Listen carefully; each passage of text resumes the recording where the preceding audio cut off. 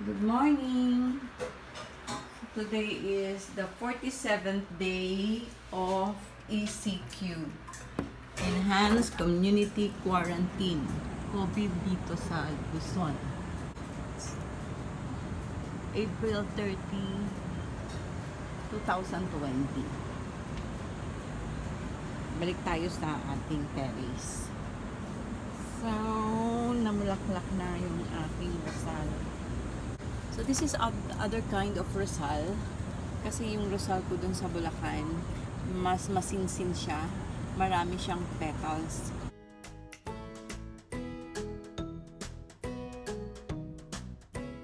Itong rosal na to para siyang kalachuchi ang kanyang pamumukadkad. Dalawa pa silang coming na mamumukadkad. Siguro mga 2 days pa itong dalawang to. And yung bukang-buka na ngayon, ito, dalawa sila.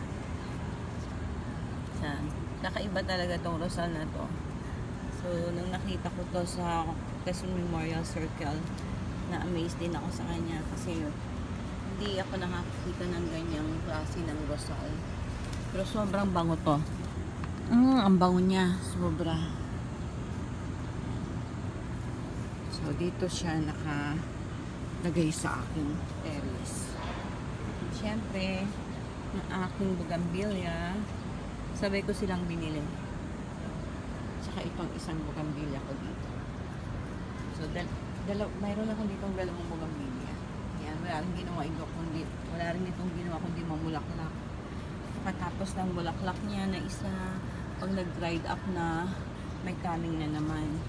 So, never stop talaga. So, di sila tumitigil sa pamumulaklak. Continuous lang sila. May mga aloe vera din ako dito. Yan, itong mga aloe vera ko. Actually, sa Bulacan, ang dami kong aloe vera. Nagkaroon na yata ko ng plantasyon ng aloe vera sa Bulacan. Kasi ginagamit ng anak niya para sa kanyang hair grows. Medicinal plant talaga siya.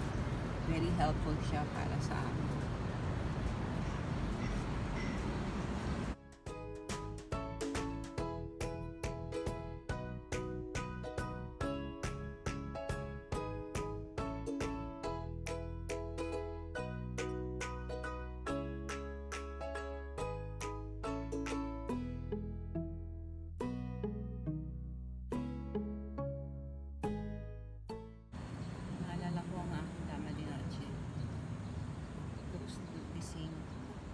Sa white na yan.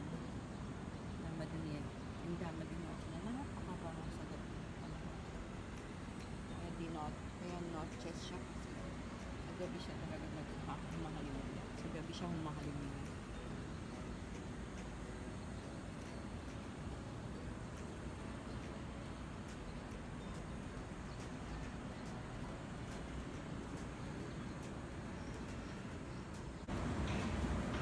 Meron ako ditong halaman dati na hindi ko kilala.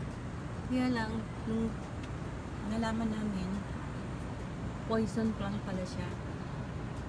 So, ang ginawa ng anak ko, pinatanggal, pinatapon na. Hindi ko nasabihan na kailangan ko siya uling picturean o kaya i-video ulit for my vlog. Kaya guys, ayan, wala na siya. Naitapon na. Yung pumalit sili. Alam mo, maliliit na sili na yan. Italim ko. Yan, pumalit sili. And yung papaya, malaki na siya. Okay. Lipat natin sa malaking paso. Tignan natin kung mapapabunga natin.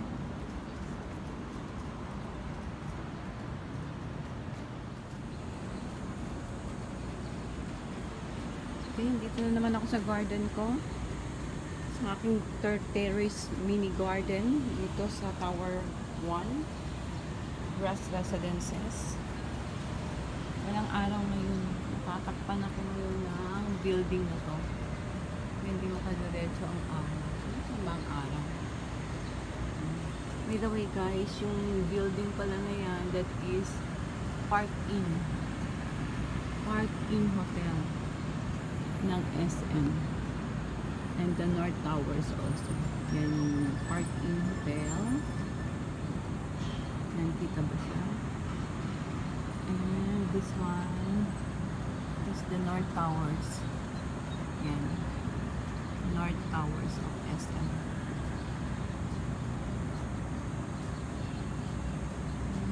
And this one is the solar panel ng SM parking area. Yan, solar panel.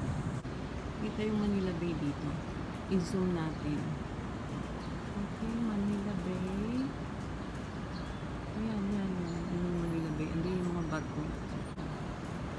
The ships are there. So, makakababa na rin siguro ako after May 15.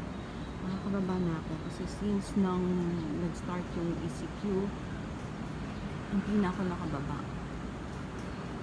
ng limit ko. So, May 16, pwede na akong bumaba. And still, ganun pa rin, ingat pa rin. Hindi pa rin basta-basta since hindi ka rin naman talaga makakalayo. So, dito lang sa paligid. Maybe I can go SM na by that time. Okay. Yan, nag-exercise dun sa baba. Somebody is doing an exercise.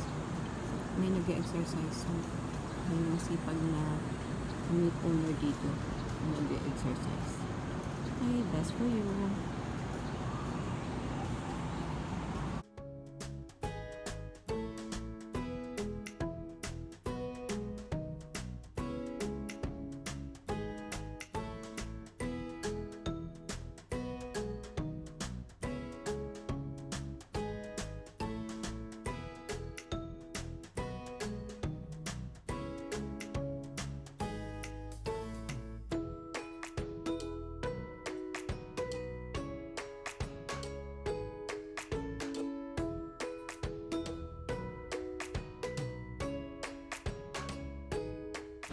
Okay, bye now guys. Thanks for watching my vlog.